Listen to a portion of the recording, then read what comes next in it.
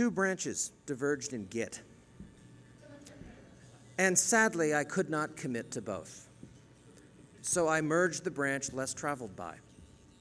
And now all the builds are broken. Usually I give talks about the how and the why of cloud services. This is a bit of a departure for me. I'm going to instead try and shore up some small element of technical credibility and see how that fills out. So we have a lot to discuss and not a lot of time. So my Twitter handle is on most of my slides.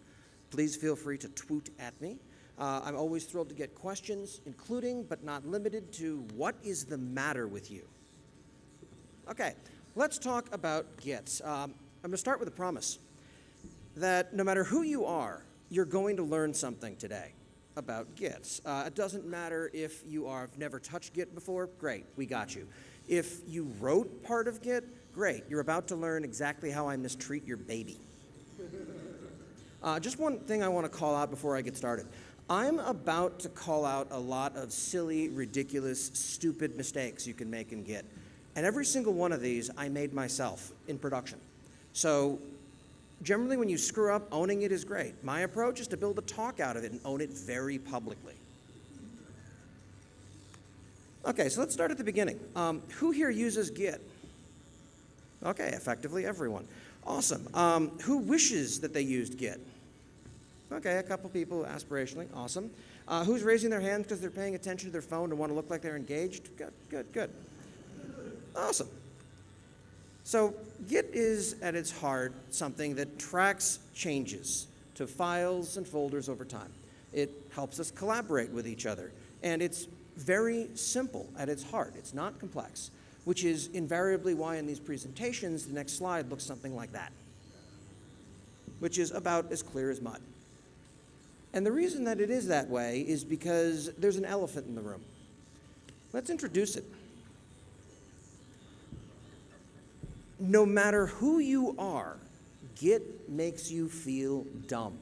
The only question is how far down the rabbit hole you get before it's, okay, I give up, time for help. Why? Why is Git this complicated? Apropos of absolutely nothing, Git was written by Linus Torvalds, who is famous for three things. Writing Linux, which is why most people here are employed. Creating Git, which is why this talk exists in the first place. And of course, being incredibly insulting to people who ask questions on mailing lists. All right, so you have a typical folder in here. You want to start a Git repository. Very reasonable. You create a repo. Yay! And you tell it to go ahead and add everything there. And then it pauses. This is your first indicator that something egregiously wrong is going on. Git is designed to be fast, especially for local operations. You can treat that a few different ways, but in this case, we're going to blindly ignore it and power on.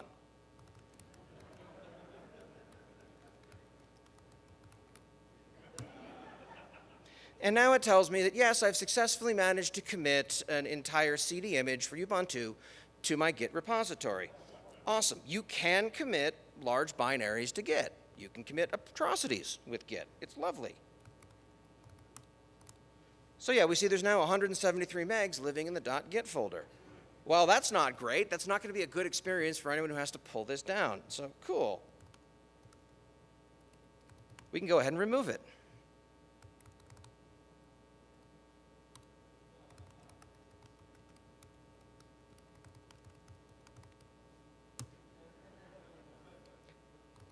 We take a look at what's going on, and yeah, that it has in fact been removed. But we still now have 174 megs in the Git repository. Every commit acts like a snapshot. If you want to go ahead and undo things, there are ways to do it, but just reversing the commit doesn't do it. You have an entire series of history here.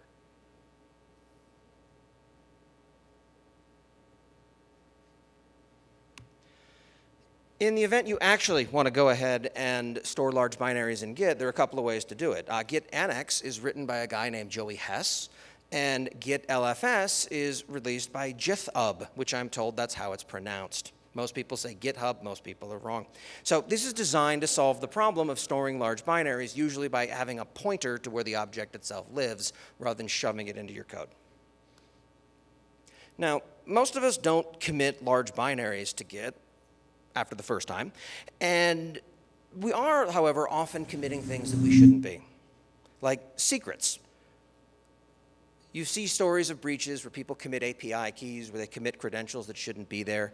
And the way that that generally gets fixed is there are two approaches here. There's git filter branch, which is fiendishly complex, and there's a giant Java monstrosity called BFG that will go through and remove things from history. But it's easier just not to commit these things in the first place. In some places, you do want secrets in Git, but the sensible way to do that is to encrypt them first if you're not using something like Vault for service discovery. So let's move on to another terrible idea. I don't really know what this is. You know I said that Git can make virtually anyone's head hurt?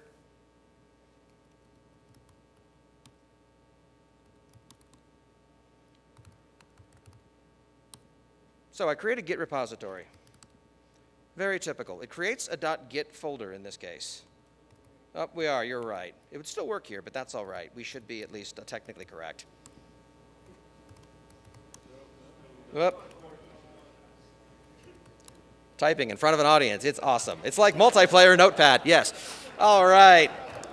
Third time's the charm. All right. So it creates a .git folder, which we go into here. And we see that there's a bunch of files, folders, and repositories, and repository information here. It has the metadata for what's going on. It has pointers to where things are. But these are fundamentally just themselves files and directories. You can manage that. That's right. You can track Git repositories with Git. I'm not suggesting you should ever do this, but it does technically work.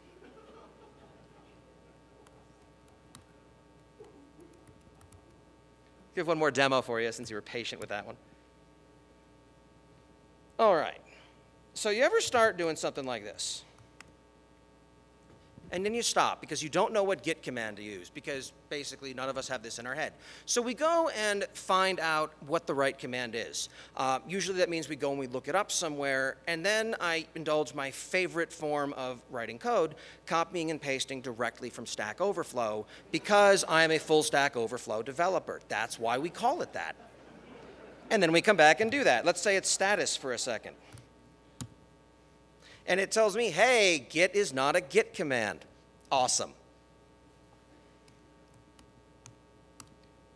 This fits in a tweet, by the way. So if you take a look at this now, it effectively you can do something psychotic like this.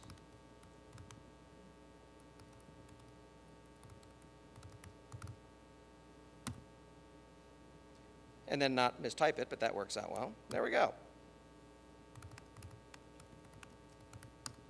That's right. You can make git its own subcommand. But wait, there's more. Git, git, git, git, git, git, git, git, git, git, git, git, git, git. That's right, the release train is leaving the station. Something very similar can be done to make Docker, Docker, Docker a reality.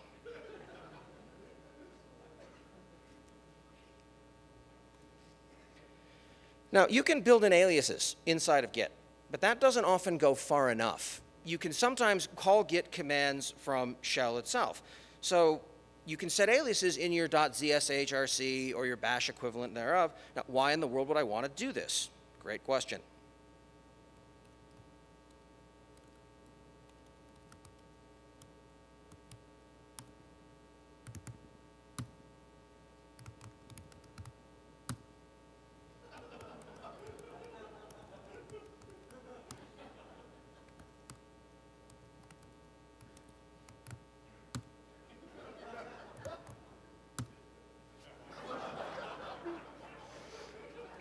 This seems like it would be an opportune time to point out to all of you that you invited me.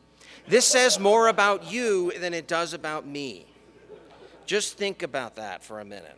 Okay, more Git. I feel like this should really be on the Git marketing page. In fact, if they want to steal it, I'll give it to them Creative Commons. It's theirs.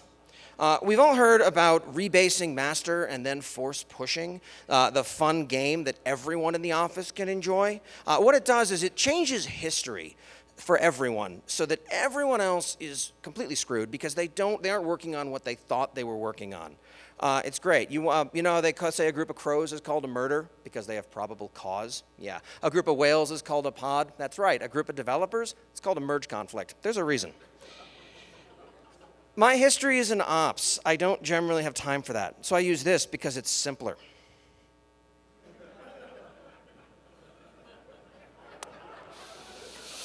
If someone actually does this, there are a couple of things that you do have for options. You can force push from a known good copy. You can revert the commit. You can hurl them screaming from the office roof, depending upon how tall your building is. It's going to depend on your exact situation. So we've demonstrated that Git can make us all feel stupid. Great. Let's talk about how Git can help us feel smarter.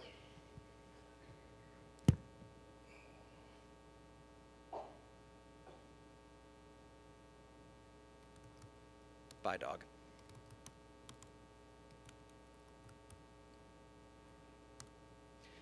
You ever typo something like this? And it says, hey, stidus isn't really a Git command, idiot. Why don't you go ahead and try this one? And then it suggests something that usually works. Great. You can do, and I'll demonstrate this in a minute, what it actually is doing. But you can set a configuration command here.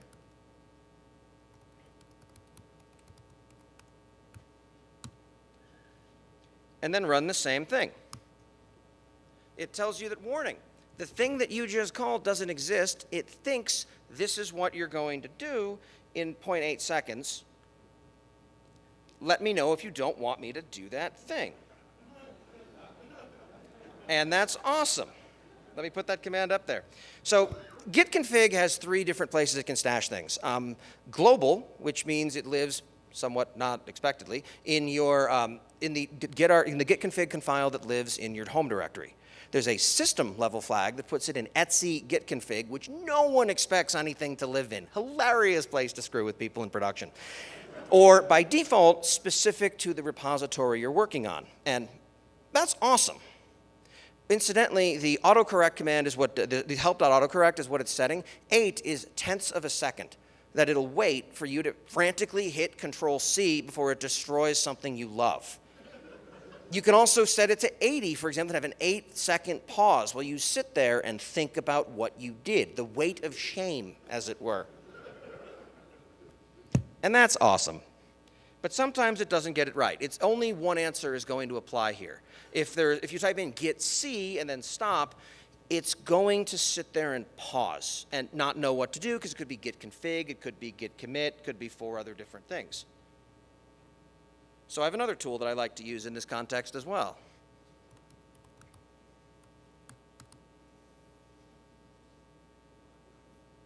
Is it off the screen? No, we're good. Every time, every time. Thank you. This is why I have you people. Pair programming with only more than just 2 of us by a smidgen. We're good. Cool. So, do you ever add an origin like that, and then you say git push, and it yells at you, and it's like, why doesn't it do it? Why don't you just do this for me? And it pisses you off, and you start typing profanity into your terminal, and then it works.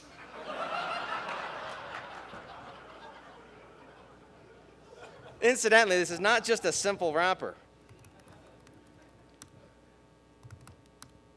That's right. It's the type what I meant, not what I said command. More impressively, it was the first result for a while on Google for the term the fuck, which frankly is more impressive than the technical achievement.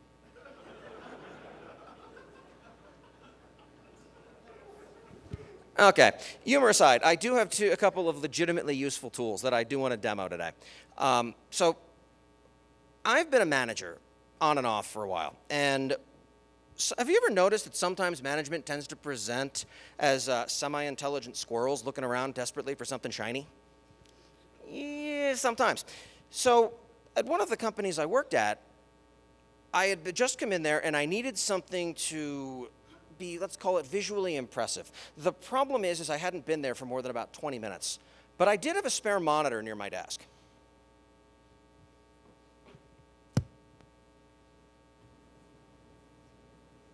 Where are we here? Yeah.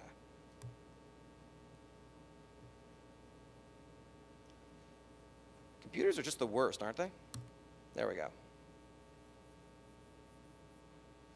So all I need to do for this one, it's a tool called Gorse. That's like source with the letter G in front. Why is it a letter G? Couldn't tell you. Blame Richard Stallman.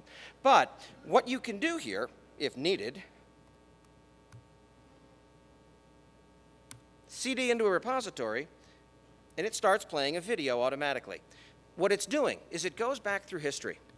It winds up taking a look at commits, who made them, when they made them, what files they edited, and through time winds up working out. We skip forward ahead on an open source project, and you start to see people doing all kinds of interesting things, working on a few files. And what's great is when you do this in an office environment, people tend to show up and gather around and tell stories like, oh yeah, back when the CEO would code, remember that? And you'd see the CEO going in and make code changes, and then you'd see one of the lead engineers come in and immediately revert all of those changes. Yeah, oh yeah, I remember we brought that module in. That's when 3 of our engineers quit. Yeah.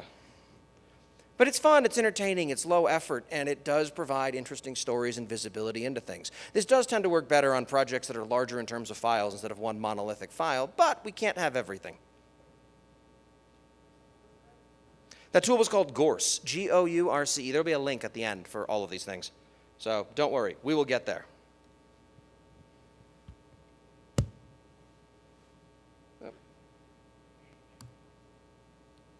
Computers, still terrible.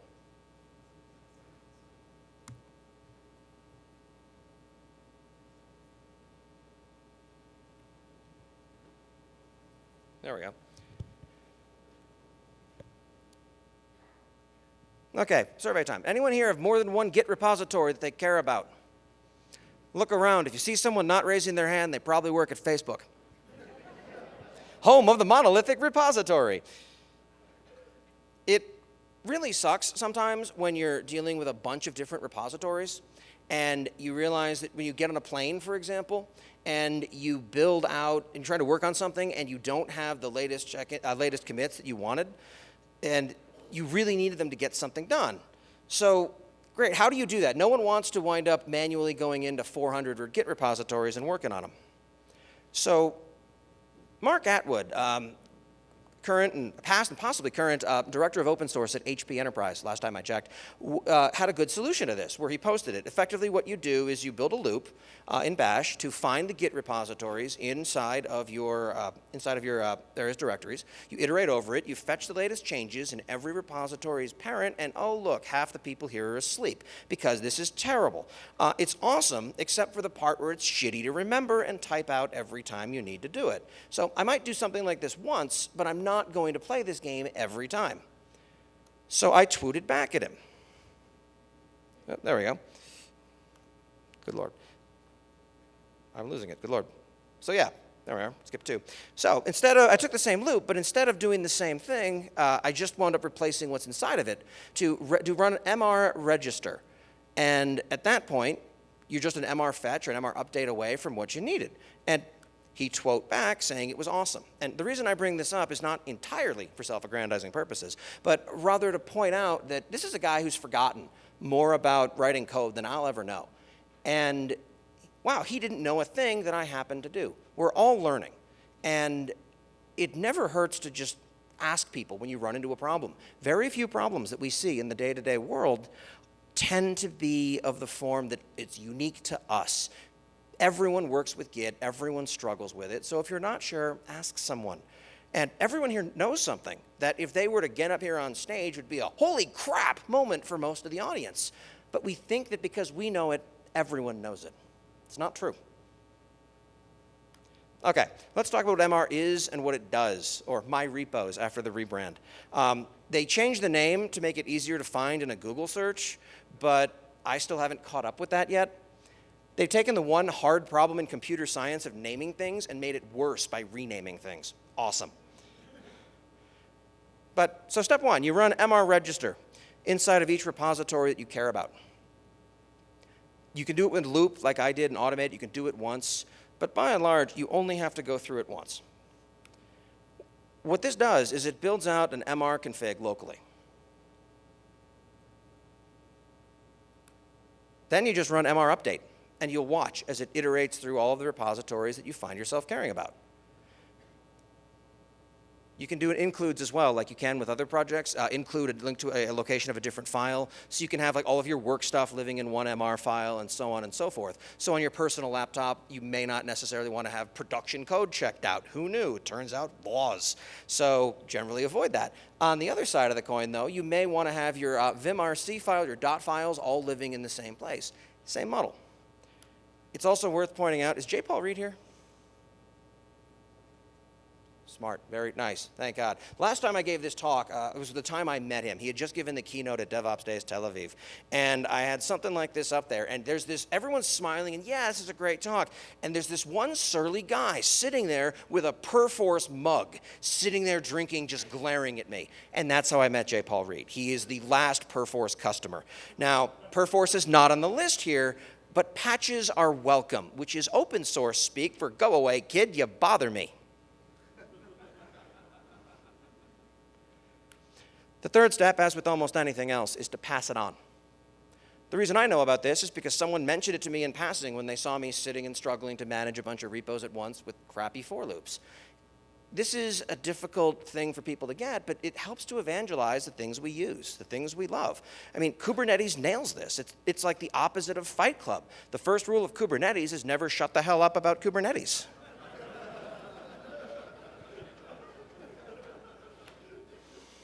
I got one more thing to show you before I do. Who the hell am I? Great question. So rather than, in addition to getting up here and making a jerk out of myself, more than I normally do, I spend my time as a consultant. I fix the horrifying AWS bill, a small problem experienced by everyone.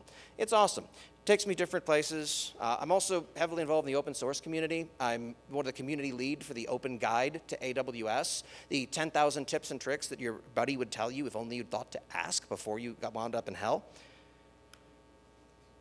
There are stickers out on the sticker table today. This is a weekly newsletter. It comes out every Monday. I gather all the news from the Amazon ecosystem, and then I make fun of it. It's about like you would expect. Every title's a pun. I regret nothing. And as of a few weeks ago, I now have a podcast, apparently, as all the kids do, called Screaming in the Cloud, available wherever fine snark is sold. Yeah, last thing I do. Thanks to ReactiveOps for helping me get out here. They are completely distributed. They're hiring. They solve the world's problems by pouring Kubernetes on them, only less sarcastically. It's definitely worth talking to them if you want to have a chat about just seeing what the rest of the world looks like. Okay, so I have two last tricks that I want to show you. Or really, I've been showing you, but I haven't called attention to them. Where are we hiding?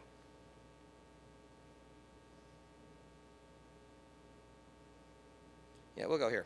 Cool. So in this case, as I wind up doing different things, you've noticed here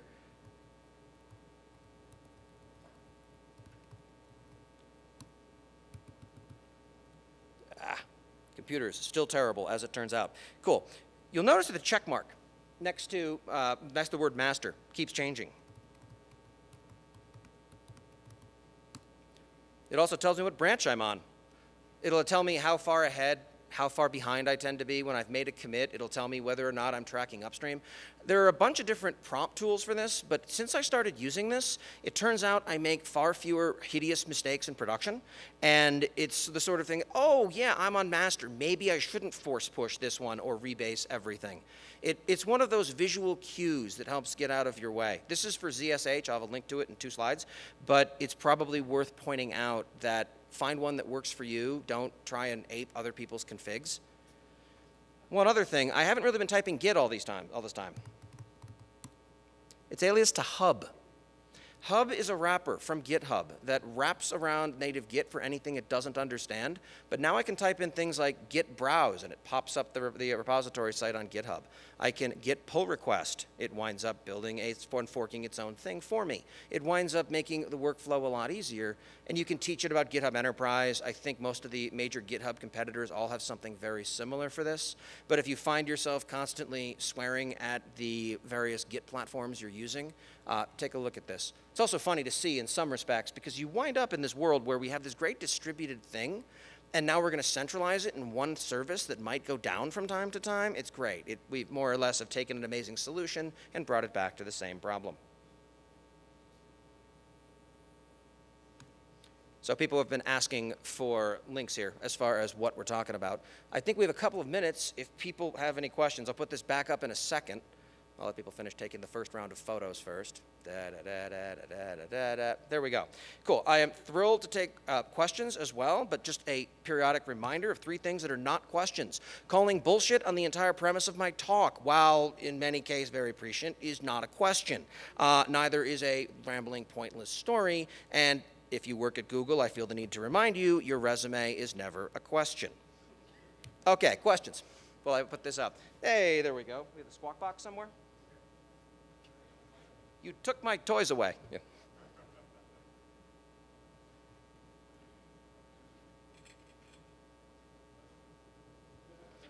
I wouldn't throw that. It might hurt. No, I'll take care of this one. Do we have this live? Cool.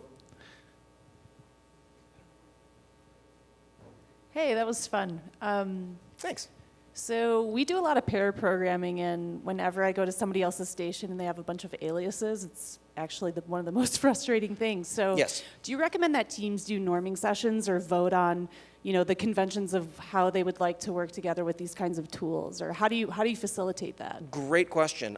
My approach is generally I have a third-party environment that I use for that sort of thing because, frankly, I don't want other people touching my keyboard because, people. I wind up doing a bunch of rebinds on it. I have a split keyboard at home that some people have trouble with, and no one should need to know how my personal environment works. My approach has always been to optimize for the things that work for me.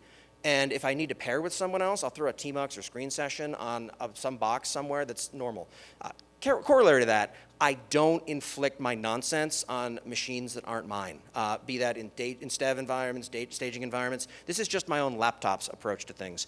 If you wind up installing your own personal aliases and whatnot in production, don't do that. But what about finding like a middle ground? Because you're saying like you have your preferences, but then if you're going to work with someone else, like, and if they're on your team, I mean, are there things that you want to norm on? Or because then you do still have to do a mindset shift where you know your own aliases, but then you have to shift back and say, no, actually. No, that's a great question. There are a couple of ways to play this. There are some aliases that everyone tends to have. A quick example would be LL. A lot of people alias that in their shell to ls-al. If I type that, most people know what's going on. But the arcane, ridiculous, long shortcuts, I try and stay away from them for much of the reason you describe. If I'm doing a lot of nonsense on here that takes advantage of shell examples for my demos, people start to wonder, well, my system doesn't do that, and it goes down a weird narrative. So my customizations are generally limited to what I do to my prompt, and I don't tend to use a whole lot of Git subcommands as far as the various aliases go. I like to type most of it out because usually I'm not doing the same thing that often to a point where I feel the need to repeat it. So yeah, ultimately it comes down to cultural norms in your environment from my perspective. Great. Other questions, comments, criticisms, readings of resumes, etc. What other questions do we have?